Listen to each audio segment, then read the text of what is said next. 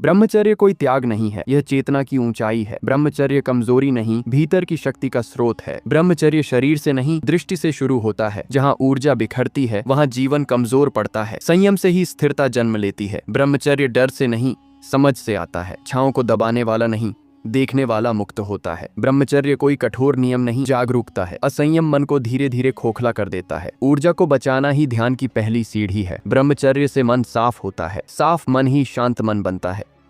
संयम जीवन शक्ति का संरक्षण है। जो ऊर्जा बचाता है वही भीतर उठता है। ब्रह्मचर्य आत्मसम्मान की जड़ है।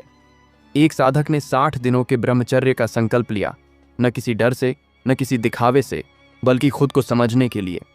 उसे बताया गया कि यह कोई परीक्षा नहीं बल्कि अभ्यास है। इन 60 दिनों में सबसे जरूरी है ध्यान रखना, अपने विचारों पर, अपनी दृष्टि पर, अपने शब्दों पर और अपनी सांस पर। जब इच्छा उठे तो उसे लड़ना नहीं है, क्योंकि लड़ाई ऊर्जा को और बिखेर देती है। बस उसे देखना है, जैसे आकाश में उठता और मिटता हुआ बादल। ध्यान रखने की बात यह है कि मन को जबरदस्ती खाली नहीं करना, बल्कि उसे वर्तमान में टिकाना है। और वर्तमान तक पहुंचने का सबसे सरल रास्ता सांस है। जैसे जैसे दिन बीतते हैं, साधक अनुभव करता है कि उसकी ऊर्जा बाहर भागना कम कर रही है और भीतर एक शांत स्थिरता बन रही है। शरीर हल्का लगता है, मन स्पष्ट होने लगता है और विचारों में अनावश्यक शोर कम हो जाता है।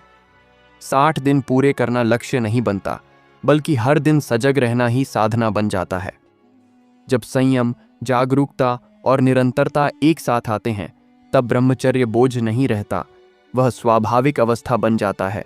और उसी अवस्था में मन स्थिर, शक्तिशाली और सचमुच स्वतंत्र हो जाता है।